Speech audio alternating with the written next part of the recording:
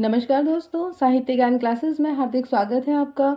आज के सत्र में हम अध्ययन कर रहे हैं उत्तर प्रदेश माध्यमिक शिक्षा सेवा चयन बोर्ड इलाहाबाद द्वारा आयोजित प्रवक्ता चयन परीक्षा। जो यूपी पीजीटी परीक्षा है, उस परीक्षा का प्रश्न पत्र, विषय हिंदी और सभी प्रश्नों के उत्तर व्याख्या सहित दिए हुए हैं। और ये सन 2002 का प्रश्न पत्र है। कि किस प्रकार का प्रश्न पत्र आया था, तो इस प्रश्न पत्र से आपके आगे आने वाली परीक्षाओं में सहायता होगी कि किस प्रकार के प्रश्न आए थे परीक्षाओं में, तो उनसे आप अध्ययन कर सकते हैं।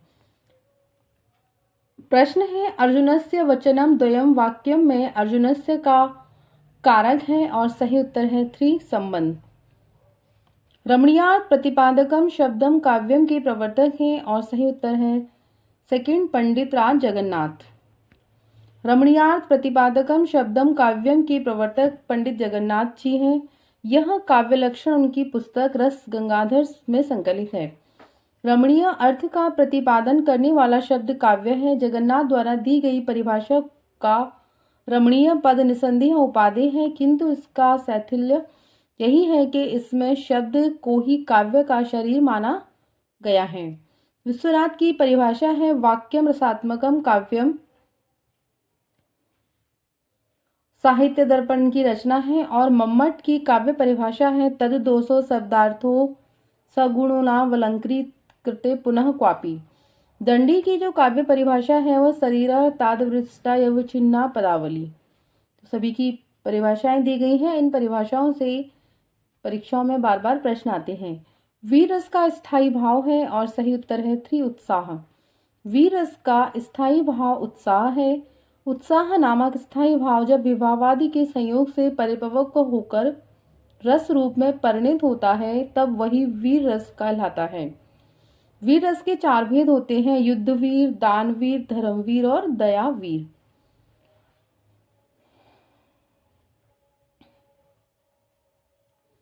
प्रश्न है, उत्तरामचरितम के रचनाकार कौन है और सही उत्तर है 4 भवभूति।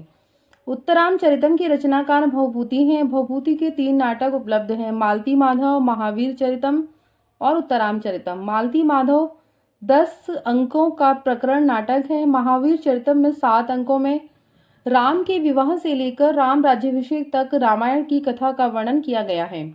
उत्तरामचरितम के 7 अंकों में रामायण के उत्तरकांड की कथा वर्णित है। तो आपको अंक याद रखने हैं कि मालती माधव में कितने अंक हैं, 10 अंक हैं। महावीर चरितम में 7 अंक और उत्तरामचरितम में भी 7 अंक हैं। तो संस्कृत से नाटकों के अंकों के बारे में अवश्य पूछते हैं। निम्न में से कौन सा शब्द शुद्ध है और सही उत्तर है वन यानी। वाल्मीकि का शुद्ध रूप वाल्मीकि, उज्ज्वल का उज्ज्वल तथा द्वंद्व का इस प्रकार होगा। मंगलसूत्र शीर्षक अधूरे उपन्यास के लेखक का नाम क्या है और सही उत्तर है मुंशी प्रेमचंद्र का। मंगलसूत्र शीर्षक नामक उपन्यास मुंशी प्रेमचंद्र की अधूरी रचना है। प्रेमचंद्र के प्रमुख उपन्यास सेवा सदन सन 1918 ईस्वी, प्रेमाश्रम 1922, रंगभूमि 1925, कायाकल्प 1926, निर्मला 1927 ईस्वी, गबन 1931, कर्मभूमि 1933 ईस्वी और गोदान सन 1936। ये सभी प्रेमचंद्र के मौलिक उपन्यास हैं। मुंशी प्रेमचंद्र ने 200 कहानियां भी लिखी हैं जो मानसरोवर के 8 भागों में संकलित हैं। उनकी कुछ प्रसिद्ध कहानियां हैं आत्माराम, बूढ़ी काकी, परीक्षा, शतरंज के खिलाड़ी, इस्तीफा, पूस की रात, ठाकुर का कुआं, ईदगाह, नशा, बड़े भाई साहब, कफन, ग्रहदार और अलगोजा। केशव कही न जाए का कहिए, यह प्रसिद्ध पद किस काव्य कृति से उद्धृत है और सही उत्तर है 4 विनय पत्रिका, जो तुलसीदास की रचना है।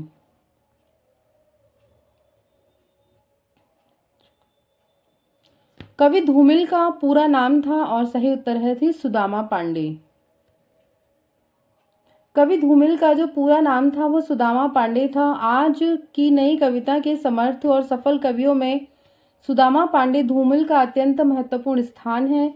संसद से सड़क तक, कल सुनना मुझे और सुदामा पांडे का प्रजातंत्र, इनके 3 काव्य संग्रह प्रकाशित हो चुके हैं। संसद से सड़क तक विशिष्ट साठोत्तरी काव्य कृति है। कुत्ता, गांव एवं किसान जनतंत्र नामक शीर्षक कविताएं अत्यंत प्रसिद्ध हैं। अगला प्रश्न है, पंक्तियां हैं, अमीय हलाहल मद भरे श्वेत श्याम रतनार जियत मरत झुक झुक परत जिह चितवत एक बार। इस प्रसिद्ध दोहे के रचयिता कौन है? और सही उत्तर है वन बिहारी जी। घुमक्कड़ शास्त्र नामक ग्रंथ के लेखक राहुल सांकृत्यायन। घुमक्कड़ शास्त्र नामक यात्रा साहित्य के लेखक राहुल सांकृत्यायन है। यात्रा साहित्य के क्षेत्र में राहुल सांकृत्यायन का नाम विशिष्ट स्थान पर रखने योग्य है। इनकी द्वारा लिखित प्रमुख यात्रा साहित्य हैं मेरी लद्दाख यात्रा, मेरी तिब्बत यात्रा, मेरी यूरोप यात्रा, यात्रा के पन्ने, घुमक्कड़ शास्त्र, रूस में 25 मास, एशिया के दुर्लभ भूखंडों में। यदि आ या आ के बाद ई या ई आए तो दोनों मिलकर ए हो जाते हैं, यह स्वर संधि कहलाती है। और सही उत्तर है त्रिगुण स्वर संधि। यदि छोटा आ और बड़ा आ के बाद ई या ई आए तो दोनों मिलकर ए हो जाते हैं, तो गुण स्वर संधि कहलाती है। जैसे देवेंद्र, महेश। इसी संधि को आगे की व्याख्या है कि यदि अ अथवा आ के बाद उ या उ दोनों मिलकर आए तो ओ हो जाता है, और अथवा अ के बाद आए तो री मिलकर अर हो जाता है। अनंत का सही संधि होगी, और सही उत्तर है वन अंधन अंत। अंत का सही संधि यह होगी, जिस समास के पूर्व उत्तर दोनों ही पद समान रूप से प्रधान हो तो उसे क्या कहते हैं? और सही उत्तर है फोर द्वंद्व समास। जिस समास के पूर्व और उत्तर दोनों ही पद समान रूप से प्रधान हो उसे द्वंद्व समास कहते हैं। इसका विग्रह करने के लिए दो पदों के बीच और अथवा या जैसे योजक अव्यय लिखा जाता है, जैसे राम लक्ष्मण। द्वंद्व समास 3 प्रकार के होते हैं, इतरेतर द्वंद्व, समाहार द्वंद्व और वैकल्पिक द्वंद्व। जिस समास का अंतिम पद प्रधान हो उसे तत्पुरुष समास कहते हैं। अव्ययी भाव समास में पहला पद अव्यय और दूसरा पद संज्ञा होता है। सदगति शब्द में समास होगा, सही उत्तर है वन तत्पुरुष समास। श्लेष अलंकार होता है शब्दालंकार। श्लेष अलंकार शब्दालंकार का भेद है। शब्द अलंकार के निम्न भेद हैं, अनुप्रास, यमक और श्लेष। अर्थालंकार के 100 से अधिक भेद होते हैं, उपमा, रूपक, उत्प्रेक्षा, उल्लेख, भ्रांतिमान, संदेह, व्यतिरेक, अतिशयोक्ति, प्रतिवस्तुपमा, विरोधाभास, काव्यलिंग, ये सभी क्या है? अर्थालंकार के भेद हैं। जब उपमेय में उपमान की संभावना प्रकट की जाए तब होता है, सही उत्तर है वन उत्प्रेक्षा अलंकार। जब उपमेय में उपमान की संभावना प्रकट की जाए तो उत्प्रेक्षा अलंकार होता है। जैसे एक कान मानो क्रोध से तन कांप उन्हें उनका लगा, मानो हवा के जोर से सोता हुआ सागर जगा। जहाँ गुण धर्म या क्रिया के आधार पर उपमेय की तुलना उपमान से की जाए वहाँ पर उपमा अलंकार होता है। जहाँ उपमेय का उपमान का रूप मान लिया जाए वहाँ रूपक अलंकार होता है। मात्रा की दृष्टि से दोहा के ठीक विपरीत होता है, और सही उत्तर है फोर सोरठा। मात्रा की दृष्टि से दोहा के ठीक विपरीत सोठा होता है। सोठा में 4 चरण होते हैं, इसमें 11 और 13 मात्राएं होती हैं। 11 और 13 11 होती है। मात्राओं के पहले और तीसरे चरण में 11-11, जबकि दोहा में 4 चरण होते हैं, 13-11 13-11 के विषम चरणों में 13 और सम चरणों में 11 मात्राएं होती हैं। रोला के प्रत्येक चरण में 24 मात्राएं होती हैं। चौपाई के प्रत्येक चरण में 16 मात्राएं होती हैं तथा छप्पय जो कि मात्रिक, विषम और संयुक्त छंद है, इसमें 6 चरण होते हैं। 4 प्रथम चरण रोला के और शेष 2 चरण उल्लाला के होते हैं। छप्पय में होते हैं, सही उत्तर है वन प्रथम 4 चरण रोला के और अंतिम 2 चरण उल्लाला के। छप्पय में 6 चरण होते हैं, प्रथम 4 चरण रोला और अंतिम 2 चरण उल्लाला के। यह मात्रिक, विषम और संयुक्त छंद है। भरत के रस सूत्र के व्याख्याता आचार्य शंकुक का सिद्धांत कहलाता है, और सही उत्तर है श्री अनुमतिवाद। रस सूत्र के प्रवर्तक भरत माने जाते हैं। भरत मुनि के नाट्य शास्त्र की प्रथम उपलब्ध टीका अभिनव गुप्त द्वारा उचित अभिनव भारती मिलती है, जिसमें उन्होंने रस सूत्र की व्याख्या की है। इस ग्रंथ से ज्ञात होता है कि 9वीं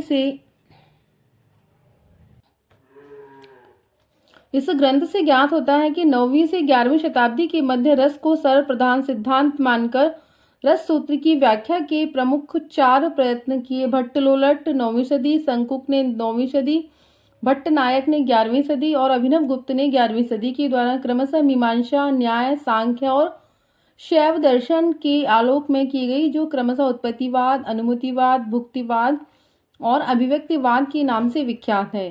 शंकुक का सिद्धांत है वो अनुमतिवाद है। काव्य प्रकाश नामक ग्रंथ के प्रणेता हैं, सही उत्तर है 4 आचार्य मम्मट। काव्य प्रकाश नामक ग्रंथ के रचयिता प्रणेता मम्मट हैं, जबकि रुद्रट ने काव्यालंकार ग्रंथ की रचना की है। भामह ने भी काव्यालंकार नामक ग्रंथ की रचना की है तथा आचार्य विश्वनाथ ने साहित्य दर्पण ग्रंथ की रचना की है। निम्नलिखित शब्दों में से शुद्ध शब्द है और सही उत्तर है सेकंड जिजीविषा। निम्नलिखित बोलियों में से पूर्वी हिंदी की बोली नहीं है और सही उत्तर है भोजपुरी। भोजपुरी बिहारी हिंदी की प्रमुख बोली है। बिहारी हिंदी की अन्य प्रमुख बोलियां हैं मगही, मैथिली और अंगिका, जबकि अवधी, छत्तीसगढ़ी और बघेली पूर्वी हिंदी की प्रमुख बोलियां हैं। निम्नलिखित युग्मों में से कौन सा युग्म गलत है और सही उत्तर है भोजपुरी पूर्वी हिंदी। भोजपुरी पूर्वी हिंदी का युग्म गलत है। भोजपुरी बिहारी हिंदी की प्रमुख बोली है। अवधी पूर्वी हिंदी की प्रमुख बोली है, जबकि ब्रजभाषा एवं खड़ी बोली पश्चिमी हिंदी की प्रमुख बोलियां हैं। बौद्ध धर्म से जुड़े हुए साहित्य की भाषा है और सही उत्तर है 4 पाली। जो बौद्ध धर्म की भाषा है वो क्या है? पाली है। बौद्ध धर्म से जुड़े हुए साहित्य की भाषा पाली भाषा है। मध्यकालीन आर्य भाषाओं का युग पाली भाषा के उदय से आरंभ होता है। पाली को पालने वाली अर्थात बौद्ध साहित्य की रक्षा करने वाली भाषा भी कहा गया है। पाली को हम बौद्ध प्राकृत भी कह सकते हैं, क्योंकि इसकी सारी साहित्यिक संपत्ति भगवान बुद्ध अथवा उनकी शिष्य परंपरा के बौद्ध भिक्षुओं द्वारा की गई है। जो भाषा मूल से चली आ रही है उसका नाम प्राकृत है। खड़ी बोली हिंदी की जो उत्पत्ति हुई है वो किस भाषा से हुई है? सही उत्तर है 3 सौरसेनी अपभ्रंश। खड़ी बोली हिंदी की उत्पत्ति सौरसेनी अपभ्रंश से हुई है। यह पश्चिमी हिंदी की प्रमुख बोली है। पश्चिमी हिंदी की उत्पत्ति सौरसेनी अपभ्रंश से हुई है। पश्चिमी हिंदी की अन्य बोलियां हैं ब्रजभाषा, हरियाणवी जिसे बांगरू, बुंदेली और कन्नौजी। इसी तरह मागधी से बिहारी हिंदी, अर्धमागधी से अपभ्रंश तथा पूर्वी हिंदी की उत्पत्ति हुई है। पैसाची को भूत भाषा भी कहा गया है। पैसाची का हिंदी प्रदेश की भाषाओं के विकास की दृष्टि से कोई महत्व नहीं है। हिंदी के स्पर्श व्यंजन के 5 भागों के दूसरे और चौथे वर्ग के वर्ण होते हैं। सही उत्तर है सेकंड महाप्राण व्यंजन। कांच का पर्यायवाची है शीशा। खेत रहना मुहावरे का शाब्दिक अर्थ है वीर गति को प्राप्त हो जाना। निम्नलिखित में से किस मुहावरे का अर्थ असंभव होना नहीं है? सही उत्तर है 1 चांद पर थूकना। चांद पर थूकना मुहावरे का अर्थ होगा किसी अच्छे आदमी पर कलंक लगाना। शेष अन्य सभी हैं यथा खरगोश के सींग निकालना, पानी से घी निकालना, बालू से रेत निकालना, ये सभी असंभव होना मुहावरे के अर्थ हैं। उद्गम की दृष्टि से अमीर शब्द है विदेशज। निम्नलिखित काव्य संकलनों में से किसके कवि अरुण कमल हैं? सही उत्तर है 4 अपनी केवल धार। अपनी केवल धार नामक काव्य संकलन के रचनाकार अरुण कमल हैं। इनकी अन्य प्रमुख कृतियां हैं नए इलाके में ग्रहण, 3 सबूत, चांद का मुंह टेढ़ा है के लेखक मुक्तिबोध हैं। मगध श्रीकांत वर्मा की कृति है। इनकी अन्य कृतियां हैं दिनारंभ, भटका मेघ, माया दर्पण और जल सागर। वॉरेन हेस्टिंग का सांड शीर्षक कहानी के लेखक हैं। सही उत्तर है 3 उदय प्रकाश। वर्तनी की दृष्टि से इनमें से अशुद्ध शब्द है यानी। शुद्ध रूप क्या होगा? बड़ी ई की मात्रा आएगी यानी। वर्तनी की दृष्टि से निम्नलिखित में से शुद्ध शब्द है। सही उत्तर है 1 उपर्युक्त। संत स्नादा शब्द निम्नलिखित में से किस वाक्यांश पर लागू होता है? सही उत्तर है 3 जिसने अभी अभी स्नान किया हो। तिमिर का शुद्ध विलोम शब्द होगा 4 आलोक। निम्नलिखित में से कौन सा शब्द कमल का पर्यायवाची नहीं है? सही उत्तर है सेकंड, जलद। जलद शब्द बादल शब्द का पर्यायवाची शब्द है। बादल के अन्य हैं मेघधर, अभ्र, जीमूत, नीरद, वारिद, पयोधि, जलधर, बलाधर, पर्जन्य, पयोधर व सारंग। जबकि सरोज, पंकज, जलाजात, कमल शब्द के पर्यायवाची हैं। कमल के अन्य पर्यायवाची शब्द हैं उत्पल, कुवलय, इंदिवर, पद्य, नलिन, अरविंद, शतपत्र, सरसिज, सतदल, सरसीरू, राजीव, कंज, अंबुज, पंकज, पायुष, पुंडरीक, वारिस, सरोरुह, जलज, नीरज और कोकनंद। निम्नलिखित में से कौन सा शब्द पुल्लिंग शब्द है? सही उत्तर है सेकंड, व्यय। कवि का स्त्रीलिंग क्या होगा? कवित्री। निम्न में से कौन सा वाक्य शुद्ध है? सही उत्तर है वन, सीता ने यह कहा। अगला प्रश्न है, इनमें से किस ग्रंथ के लेखक रामविलास शर्मा जी हैं? सही उत्तर है फोर, भारत में अंग्रेजी राज्य और मार्क्सवाद। भारत में अंग्रेजी राज्य और मार्क्सवाद नामक ग्रंथ के लेखक रामविलास शर्मा हैं। इनके अन्य प्रमुख ग्रंथ हैं प्रगति और परंपरा, प्रगतिशील साहित्य की समस्याएं, आस्था और सौंदर्य, भाषा साहित्य और संस्कृति, मार्क्सवाद और प्राचीन साहित्य का मूल्यांकन, आचार्य रामचंद्र शुक्ल और हिंदी आलोचना, प्रेमचंद्र और उनका युग, भारतेंदु युग, भाषा और समाज, महावीर प्रसाद द्विवेदी और हिंदी नवजागरण, नई कविता और अस्तित्ववाद, प्राचीन भारत के भाषा परिवार, मार्क्स और पिछड़े हुए समाज, प्रेमचंद्र, भारतेंदु हरिश्चंद्र, हिंदी साहित्य की भूमिका एवं मध्यकालीन बोध का स्वरूप नामक ग्रंथ हजारी प्रसाद द्विवेदी जी के हैं। प्रश्न है, दूसरी परंपरा की खोज है पुस्तक, उसके लेखक कौन है? और सही उत्तर है थ्री, नामवर सिंह। दूसरी परंपरा की खोज के लेखक डॉक्टर नामवर सिंह हैं। ये मार्क्सवाद के समर्थक होते हुए भी रामविलास शर्मा की तरह मार्क्सवादी आलोचक नहीं हैं। इनके अन्य प्रमुख ग्रंथ हैं कहानी और नई कहानी, छायावाद, कविता के नए प्रतिमान, इतिहास और आलोचना तथा आधुनिक साहित्य की प्रवृत्तियां। इनमें से कौन ललित निबंधकार नहीं है? और सही उत्तर है सेकंड, आचार्य रामचंद्र शुक्ल। हजारी प्रसाद द्विवेदी, कुबेरनाथ राय, विद्यानिवास मिश्र ये ललित निबंधकार हैं। आचार्य शुक्ल ललित निबंधकार नहीं हैं। उन्होंने विचार प्रधान निबंधों की रचना की है। शुक्ल जी के निबंधों का संग्रह चिंतामणि भाग 1 और भाग 2, चिंतामणि भाग से पहले विचार वीथी नाम से उनके निबंधों का संकलन सन 1930 में प्रकाशित हुआ। इसके अतिरिक्त चिंतामणि भाग 3 भी नामवर सिंह के द्वारा संपादित है। उसके प्रमुख निबंध हैं भाव या मनोविकार, उत्साह, श्रद्धा, भक्ति, कला, लज्जा और ग्लानि, लोभ और प्रीति, घृणा, ईर्ष्या, भय, क्रोध, कविता क्या है, काव्य में लोक मंगल की साधनावस्था, साधारणीकरण और व्यक्ति वैचित्र्यवाद, रसात्मक बोध के विस्वरूप, भारतेंदु हरिश्चंद्र, तुलसी का भक्ति मार्ग, मानस की धर्मभूमि। जबकि हजारी प्रसाद द्विवेदी, कुबेरनाथ राय और ये विद्यानिवास मिश्र तीनों क्या हैं? ललित निबंधकार हैं। बसंत आ गया पर कोई उत्कंठा नहीं शीर्षक निबंध के लेखक का नाम क्या है? और सही उत्तर है थ्री, विद्यानिवास मिश्र। बसंत आ गया पर कोई उत्कंठा नहीं शीर्षक के लेखक विद्यानिवास मिश्र जी हैं। निबंध के क्षेत्र में वे हजारी प्रसाद द्विवेदी के अनुवर्ती एवं प्रमुख ललित निबंधकार हैं। चितवन की छां, मैंने सिल पहुंचाई, कदम की फूली डाल, तुम चंदन हम पानी, आंगन का पंछी और बंजारा मन, मेरे राम का मुकुट भीग रहा है, जिनके प्रमुख निबंध हैं। आलोचनात्मक निबंध हैं साहित्य की चेतना और रीति विज्ञान की शब्द संपदा, हिंदू धर्म संस्कृति, ये इनके आलोचनात्मक निबंध हैं और ये सभी इनके निबंध हैं। हंस पत्रिका के संपादक का नाम है? सही उत्तर है वन, प्रेमचंद्र। हंस पत्रिका के संपादक का नाम प्रेमचंद्र है। प्रेमचंद्र द्वारा संपादित हंस बनारस और 1930 तत्कालीन साहित्यिक गतिविधियों का महत्वपूर्ण माध्यम बनने में समर्थ हुआ। प्रकाशित होते ही हंस समकालीन हिंदी कथा साहित्य का प्रतिनिधि पत्र बन गया।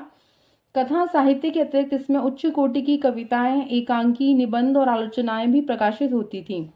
प्रेमचंद्र की मृत्यु के बाद शिवदान सिंह चौहान, अमृतराव आदि ने हंस का संपादन किया। इस युग का यह जागरूक मासिक पत्र था। तार सप्तक का प्रकाशन वर्ष है? सही उत्तर है सेकंड, सन 1943 ईस्वी। तार सप्तक का प्रकाशन वर्ष सन 1943 ईस्वी है। हिंदी साहित्य में सन 1943 ईस्वी में अज्ञेय जी के संपादकत्व में कवियों की कविताओं का एक संग्रह तार सप्तक नाम से प्रकाशित हुआ।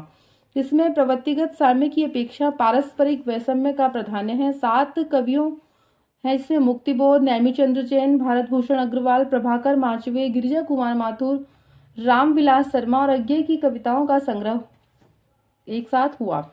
सन 1951 में दूसरा तार सप्तक, सन 1959 में तीसरा तार सप्तक प्रकाशित हुए। अज्ञे के प्रकाशित काव्य संग्रह हैं भग्नदूत, चिंता, इत्यल्लम, हरिघासवर, क्षणवर, बावरा, अहेरी, इंद्रधनुष रौंदे हुए, अरिहो, करुणामय, प्रभामय, आंगन के पारद्वार और सुनहले सैवाल। हरिघास पर क्षणवर शीर्षक काव्य संकलन के रचयिता, सही उत्तर है 3 अज्ञेय। हरिघास पर क्षणवर शीर्षक काव्य संकलन के रचयिता अज्ञेय है। इनकी प्रमुख कृतियां हैं भग्नदूत, चिंता, दोनों छायावादी कविताएं हैं ये, इत्यल्लम, बावरा, अहेरी, इंद्रधनुष रौंदे हुए, अरिहो, करुणामय, प्रभामय, आंगन के पार द्वार, कितनी नावों में कितनी बार, सागर मुद्रा, महावृक्ष के नीचे, क्योंकि मैं उसे जानता हूँ, नदी की बांक पर छाया, असाध्य वीणा। इन्होंने दिनमान, प्रतीक, एम्प्रीमेंस, नव भारत टाइम्स, तार सप्तक, दूसरा सप्तक, तीसरा सप्तक आदि पत्रों का संपादन भी किया। निराला की प्रमुख रचनाएं हैं अनामिका, परिमल, गीतिका, तुलसीदास, कुकुरमुत्ता, बेला और नए पत्ते, अर्चना, सर्वस्मृति, आराधना, गीत, गुण तथा अपरा, जूहे की कली, राम की शक्ति पूजा। दिनकर की प्रमुख कृतियां हैं कुरुक्षेत्र और उर्वशी। आवारा मसीहा रचना के लेखक हैं, सही उत्तर है 1 विष्णु प्रभाकर। आवारा मसीहा नामक कृति के रचनाकार विष्णु प्रभाकर हैं। इन विष्णु प्रभाकर द्वारा लिखित बांग्ला भाषा में प्रसिद्ध उपन्यासकार शरद चंद्र की जीवनी है। इसके अलावा विष्णु प्रभाकर ने समाधि, डॉक्टर, युगे युगे क्रांति, टूटते परिवेश नामक नाटक तथा अर्धनारीश्वर, तट के बंधन, निशिकांत आदि उपन्यासों की रचना की है। निम्नलिखित में से किस लंबी कविता के रचयिता मुक्तिबोध हैं? और सही उत्तर है 2 अंधेरे में। अंधेरे में नामक लंबी कविता के रचयिता मुक्तिबोध हैं। मुक्तिबोध की लकड़ी का रावण, ब्रह्म राक्षस और अंधेरे में सही अर्थों में लंबी कविता की अनिवार्य आवश्यकता को पूरा करती हैं। आधुनिक हिंदी साहित्य में लंबी कविताओं के लेखन का श्री गणेश महाप्राण जाला की कविता सरोज स्मृति, तुलसीदास, राम की शक्ति पूजा एवं बादल राग से हुआ। लहर में प्रसाद जी की 4 आख्यानक कविताएं हैं जिनके नाम हैं शेर सिंह का शस्त्र समर्पण, प्रलय की छाया, पिछोला की प्रतिध्वनि और अशोक की चिंता। असाध्य वीणा अज्ञेय की रचना है। जयशंकर प्रसाद के अधूरे उपन्यास का नाम है, सही उत्तर है 3 इरावती। जयशंकर प्रसाद की अपूर्ण या अधूरे उपन्यास का नाम इरावती है। तितली, कंकाल प्रसाद की ये औपन्यासिक कृतियां यानी उपन्यास है। तितली उपन्यास में ग्रामीण एवं कृषक जीवन का सामान्य औपन्यासिक फैलाव मात्र है। कंकाल में प्रसाद ने समाज का त्याज्य, अवैध और अज्ञात कुलशील संतानों की कथा है। मंगलसूत्र प्रेमचंद्र जी का अधूरा उपन्यास है। बामन दास इनमें से किस उपन्यास का पात्र है? सही उत्तर है 4 मेला आंचल। मेला आंचल नामक उपन्यास का पात्र है बामन दास। मेला आंचल में पूर्णिया जिला बिहार के मैरीगंज नामक स्थान को कथानक का क्षेत्र चुना गया है, जिसमें बामन दास को गांधीवादी पात्र के रूप में उभारा गया है। मेला आंचल फर्निशरनाथ रेणु का प्रमुख उपन्यास है जो आंचलिक है। इसके अन्य उपन्यास हैं परिति, परिकथा, दीर्घतपा और जुलूस। गोदान मुंशी प्रेमचंद्र जी का श्रेष्ठ उपन्यास है तथा बलशनमा नागार्जुन का। अगला प्रश्न है, तीसरी कसम फिल्म किस लेखक की कहानी पर बनाई गई थी? सही उत्तर है 2 फर्निशरनाथ रेणु। भारत मित्र पत्र प्रकाशित होता था कलकत्ता से। भारत मित्र नामक पत्र कलकत्ता से प्रकाशित होता था। यह पत्र तिलक की प्रखर राजनीति का समर्थक पत्र था। यह द्विवेदी युग में एकमात्र उल्लेखनीय दैनिक पत्र था जिसके संपादक अंबिका प्रसाद वाजपेयी ने सन 1919 ईस्वी में उससे संबंध विच्छेद कर लिया और लक्ष्मण नारायण गर्दे उसके संपादक नियुक्त हुए। भारत मित्र का प्रकाशन सन 1935 ईस्वी तक हुआ। यह हिंदी का पहला सुसंगठित दैनिक पत्र था और अपनी सीमाओं के बावजूद इसे हिंदी दैनिक पत्रों की परंपरा का सूत्रपात करने का श्रेय प्राप्त हुआ। राजेंद्र यादव एवं मन्नू भंडारी द्वारा संयुक्त रूप में लिखा गया उपन्यास है। सही उत्तर है 4 1 इंच मुस्कान।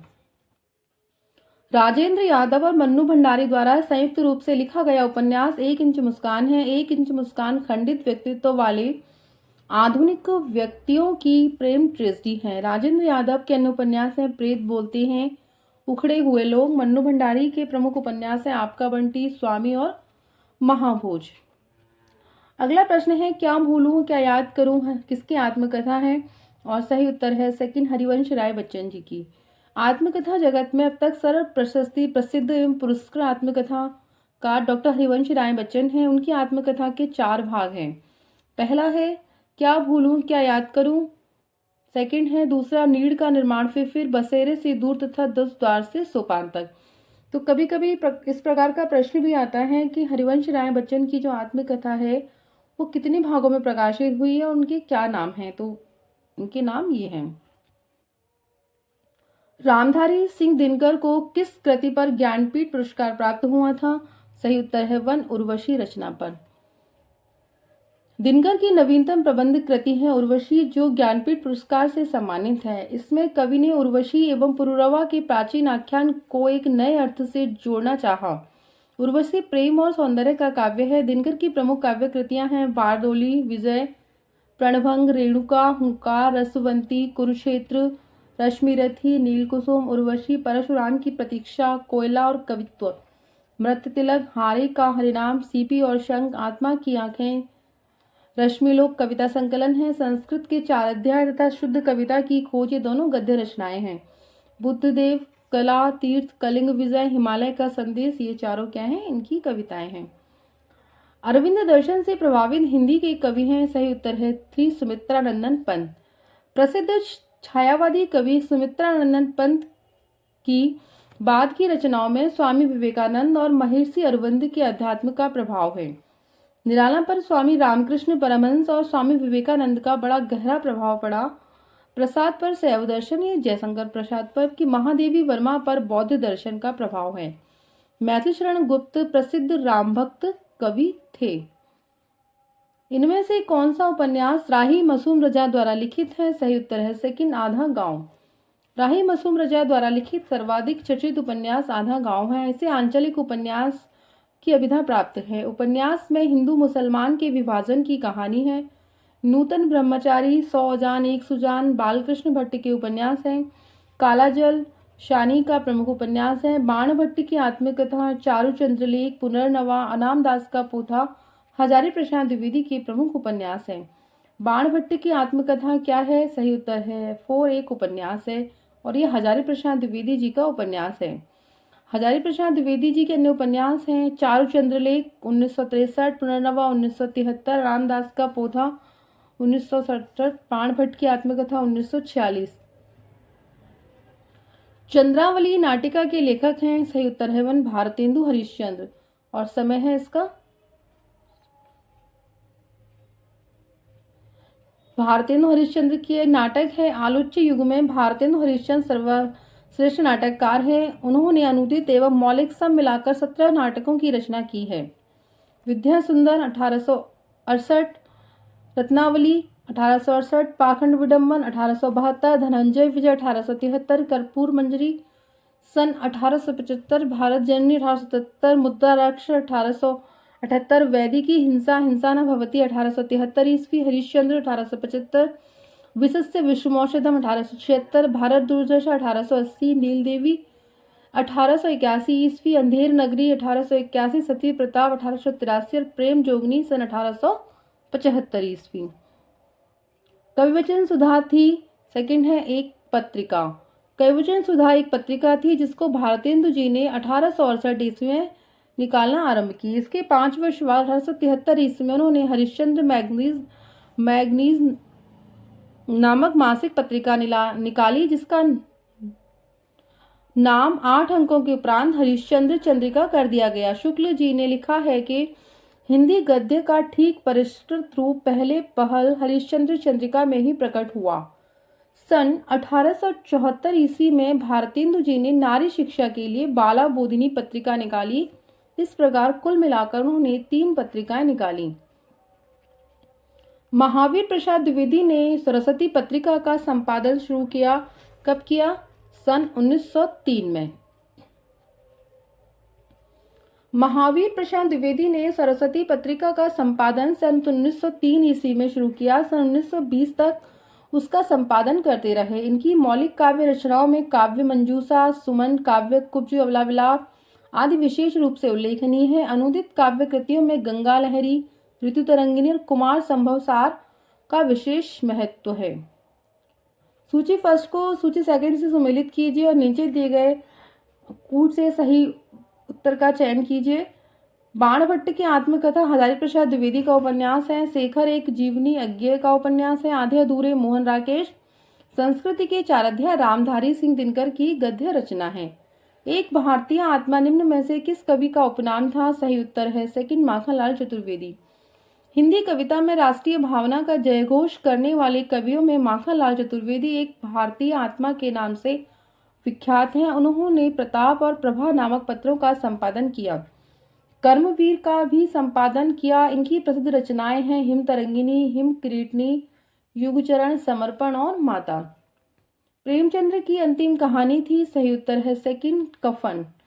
प्रेमचंद्र की अंतिम कहानी कफन है जो सन 1936 ईस्वी में लिखी गई। यही वर्ष प्रेमचंद्र की मृत्यु का भी है। समय ईदगाह, बड़े घर की बेटी 1936 के पहले की लिखी गई कहानी है।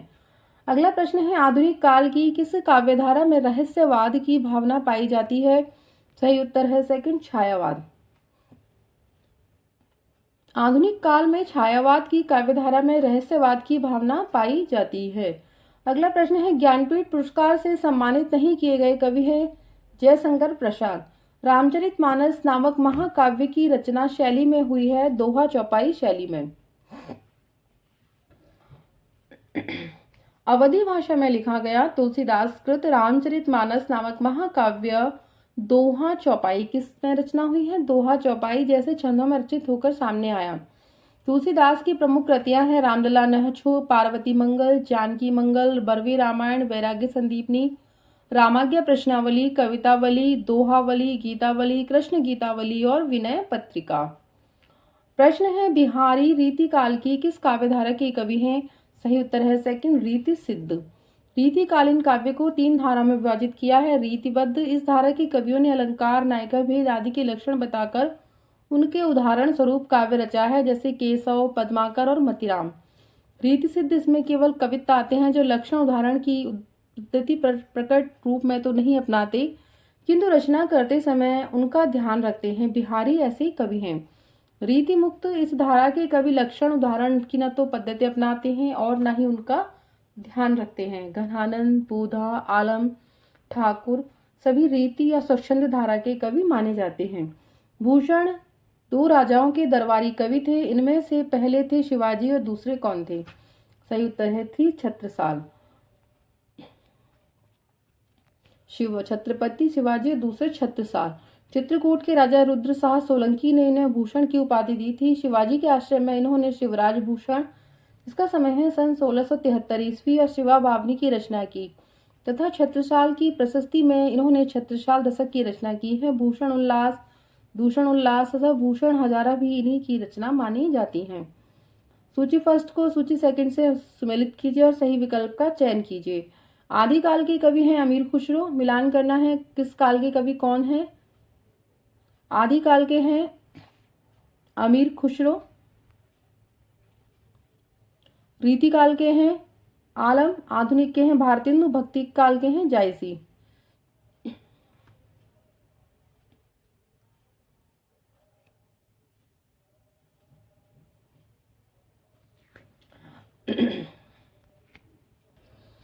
प्रश्न है अवधी एवं ब्रजभाषा दोनों में रचना करने वाली कवि हैं? सही उत्तर है सेकंड तुलसीदास।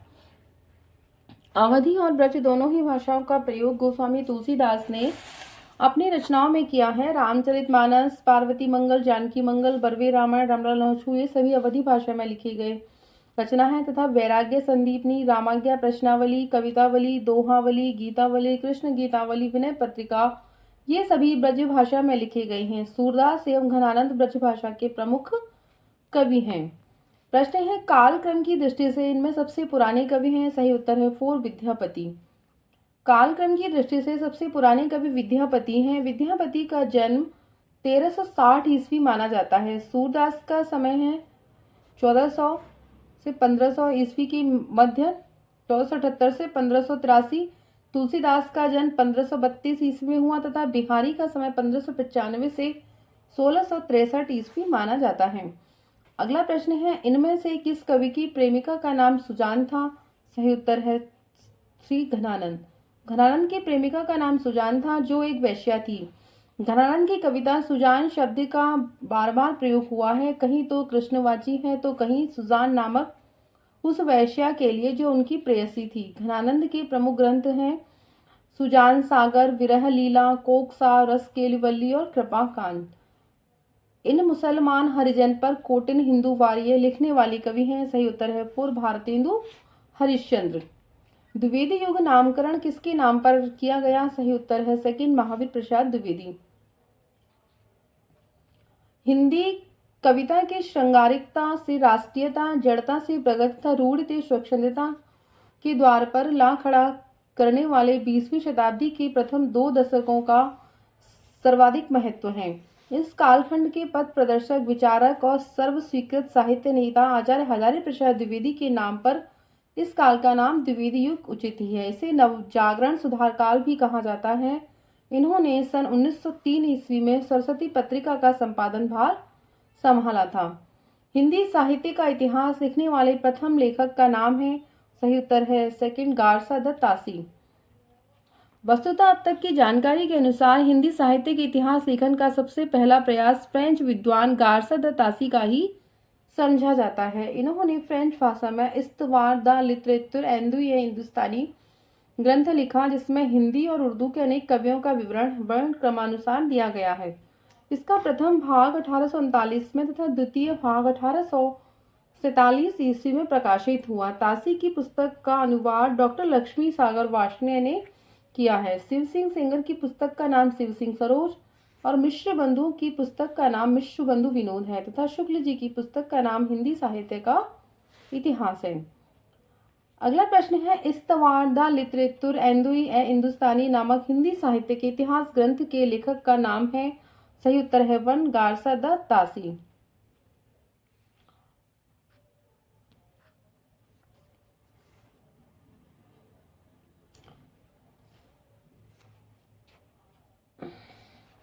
सन 1888 में एशियाटिक सोसाइटी ऑफ बंगाल की पत्रिका के विशेषांक के रूप में जॉर्ज ग्रेसन द्वारा रचित the modern vernacular literature of northern Hindustan का प्रकाशन हुआ। इसे हिंदी का सच्चे अर्थों में पहला इतिहास कहा जाता है।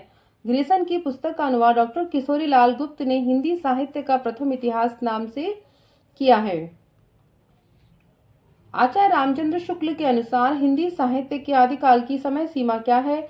सही उत्तर है वन विक्रमी संवत 1050 से 1375 तक। आचार्य रामचंद्र शुक्ल के अनुसार हिंदी साहित्य के आदिकाल की सीमा विक्रमी संवत 1050 से 1375 तक है, जबकि भक्ति काल की सीमा उन्होंने 1375 से 1700 तक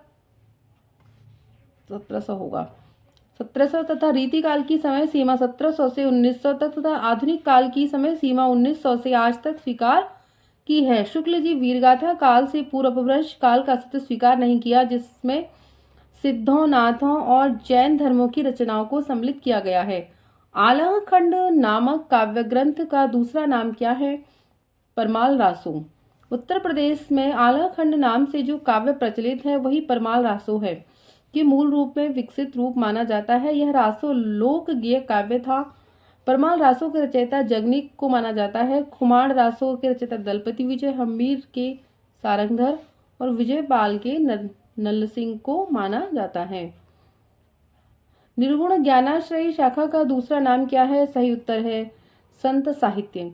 निर्गुण ज्ञानाश्रयी शाखा का दूसरा नाम संत साहित्य है। निर्गुण ज्ञानाश्रयी धारा का नाम आचार्य शुक्ल ने दिया, जबकि संत साहित्य या संत काव्य परंपरा का नाम डॉक्टर रामकुमार वर्मा के द्वारा दिया गया नाम है। आचार्य हजारी प्रसाद द्विवेदी ने इसे निर्गुण भक्त साहित्य नाम दिया है। निम्नलिखित में से अष्टछाप के कवि नहीं है। सही उत्तर है सेकंड मलूक दास। मलूक दास संत काव्य परंपरा के कवि हैं। इनकी प्रमुख रचनाएं हैं ज्ञानबोध, रतन खान, भक्त वृक्षावली, भक्त विरुदावली, पुरुष विलास, 10 रत्न ग्रंथ, गुरु प्रताप, अलजवानी, रामावतार लीला, अष्टछाप की स्थापना संवत, ये गलत है यहाँ पर, 1665 होगा, में गोसाई विठल नाथ ने की। इन 8 कवियों के नाम हैं कुंभनदास, परमानंद, सूरदास, कृष्णदास, ये रॉन्ग है, 1665। गोस्वामी गोविंद स्वामी, चीत स्वामी, चतुर्भुज दास और नंददास। खड़ी बोली में सबसे पहले काव्य सृजन करने वाले कवि हैं, सही उत्तर है 1 अमीर खुसरो। अमीर खुसरो खड़ी बोली में सबसे पहले काव्य सृजन करने वाली कवि हैं। अमीर खुसरो को खड़ी बोली हिंदी का प्रथम कवि माना जाता है। इन्हें हिंदुस्तान की तूती कहा जाता है। इनका वास्तविक नाम अबुल हसन था। ये मुइनुद्दीन खुसरो। हिंदी में खुसरो की 3 रचनाएं हैं, खालिक बारी, हालत कन्हैया और नजरान ए हिंदी। अष्टछाप के संस्थापक थे, सही उत्तर है 4 विठल नाथ। अष्टछाप के संस्थापक गोस्वामी विठल नाथ हैं। इन्होंने 8 भक्त कवियों में 4 वल्लभाचार्य जी के शिष्य कुंभनदास, सूरदास, परमानंद और कृष्णदास, 4 गोस्वामी विठल नाथ के अपने स्वयं के शिष्य गोविंद स्वामी, चीतू स्वामी, नंदा, चतुर्भुज दास को मिलाकर अष्टछाप की स्थापना की। ये 8 कवि श्रीनाथ जी के मंदिर में भजन कीर्तन किया करते थे। कृष्ण गीतावली नामक काव्य ग्रंथ के रचयिता हैं, सही उत्तर है 1 तुलसीदास। कृष्ण गीतावली नामक काव्य ग्रंथ की रचयिता तुलसीदास हैं। आचार्य शुक्ल ने अपने इतिहास में इनके छोटे बड़े 12 ग्रंथों का उल्लेख किया है। दोहावली, कवित्त रामायण, गीतावली, रामचरितमानस, रामाज्ञा प्रश्नावली, विनय पत्रिका, ये सभी बड़े ग्रंथ हैं। रामलला, नहछू, पार्वती मंगल, जानकी मंगल, बरवे रामायण, वैराग्य संदीपनी और कृष्ण गीतावली इनके छोटे ग्रंथ हैं। आज के सत्र में इतना ही। आपने इस प्रश्न पत्रिका का अध्ययन किया और देखा कि किस प्रकार पहले 1 या 2 प्रश्नों को बार बार रिपीट किया गया है, पर आज जो प्रश्न पत्र आता है उसमें इस प्रकार के प्रश्न नहीं आते हैं, है ना। तो आप समझ सकते हैं कि किस प्रकार का प्रश्न है पत्र बनता है। इसमें तो 1-2 प्रश्नों को बार बार लिया गया है। तो उम्मीद करती हूँ ये सत्र आपको अच्छा लगा होगा। आगे के सत्र में जुड़े रहिए। धन्यवाद।